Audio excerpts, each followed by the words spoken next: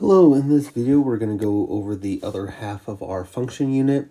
This is talking about how do we know if something is or is not a function. When we do this, we have three different ways I can give you this information. We'll talk more about that in just a second. So you will see me do three different explanations. I will talk about the same rule and how it's expressed. So when we have functions, our only rule is every input can only have one output. What that means for us is that every x has one y. So every one x has one y. It's its own special y, but x's can't go to multiple things. So as we look at this first example, I am given points. When we have a point, they are written in alphabetical order. The x goes first, and then we have our y's. And we're going to use this information to answer the three questions you see down below. Now, we just talked about, is it a function? So what I want to make sure is that there are no repeating x values. Okay, they are. The ones that we need to be concerned about are the points at the start and the end, right? I see this 20 multiple times. Now, if 20 goes to the same y, if those y's are the same, yes, this is a function. Let's check it out. I have -9 and -16.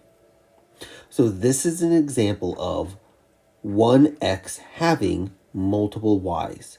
It could go to -16, it could go to -9. This is an example of something that is not a function. So here I would say no. Now, domain and range talk about what is happening inside of the function.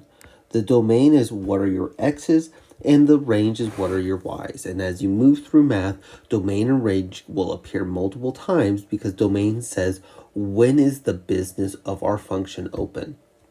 What I mean is, for example, if I wanted to order a pizza and I went to call Domino's, I would have to make sure that the time I am calling them at works. So like, yeah, right now it's like 10:45 at night, Domino's would be open. However, a different chain probably wouldn't be. So what we would do in our domain is we're going to write our x values from least to greatest. I got the wrong color there. So the smallest number I see is -7. I'm going to cross it out so I know I already got it. Then I got -5. I have 12. And then I have 20. I don't have to write the 20 multiple times. You can. It doesn't matter. Our range is the same idea except for the y's. The range tells you how low and how high your function goes. I'm going to do the same thing. I'm going to write them in order from least to greatest. So I would start at -16. The next one I would have is -9. And then it goes 10, 14, 16. And so if I'm given a series of points, this is how I can find the domain, the range, and talk about, is this thing in front of me a function? Okay, the next way that I can show you this same information is called a map. Now with this, the thing on the left is our x's and the thing on the right is your y's. How I know that is our functions, our points are all trying to be giving the information to us the same way we read. We read left to right, so I want to take the thing that I'm going to read first, my x's, and I put that on the left. And then my right would be the second thing, my y's. Domain, range, and is it a function is all the same. The information is just given to you a little bit differently. Domain, my x's in order go -9, -3, 6, and then 12. My range goes 11, 18, and 20. Most of the time we have things in range like they are already in order for us. This one wasn't, and that's fine. And then finally, is it a function? What I want to make sure of is that every x goes to 1y.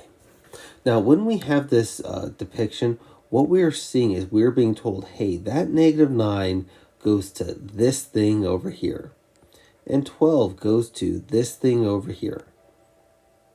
What we want to make sure of is that everything in my x's only has one thing it's matching up with.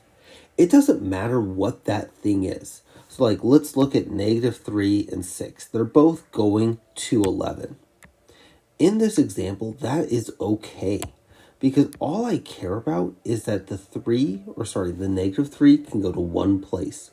The 6 can go to one place, and it just happens to be 11. So we'd say, yes, this is a function. And finally, the last thing we can do is we could ask you the same information, but I give you a graph. If you're good at doing a graph, like this will go pretty quickly for you. If you're like, hey, I have struggles reading a graph, what you can do is you can write the coordinates of each point. For example, I'd call that negative 7, 5.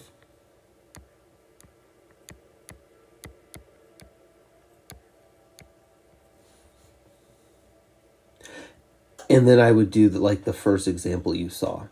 Now, to save myself some time, I'm going to, it looks like, just make up the numbers, but I'm just reading the point and then writing down the x value.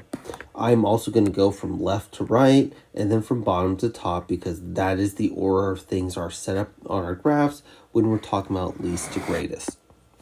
So my domain, the first thing on the left would be negative 7. Next would be negative 4. Next would be negative 1. Then 1, 3, and then we got 7. We got 7 twice, but we have 7. And then my range from bottom to top is negative 5, negative 4, negative 2, 0, 4, and 5. All right, so again, if we go back to our function rule, all we want is every x to have one y. What I can do is I can draw vertical arrows down my graph along our x values. And I'm just making sure that this point doesn't appear with anything else. You could just watch the line drew was pretty awful. Make sure you do better than that. But what we're looking at is we're saying, hey, every x only has one y. In fact, we could find out what that y is. The issue is these last 2 points. And I'm going to erase everything else so it's very clear. When I have 2 points on a graph and they're above each other vertically, this is not a function. If we go back to our points, we'd be looking at this, and this is 7, 5. And this guy down here would be 7, negative 4. Right? We have the same x value, but the y's are different. So we would go ahead and say that, no, this is not a function. As you're going through practice problems with this, like it's always going back to, does every x only have one y? It could have 0 y's. It could all have the same y's. It could go to something that's not even a number. Doesn't matter. For something to be a function, all we need to worry about is that everything on the left-hand side of our function, the x's, the inputs, only go to one place. But with this is how you tell if something is a function or not. If you have questions, please be sure to reach out.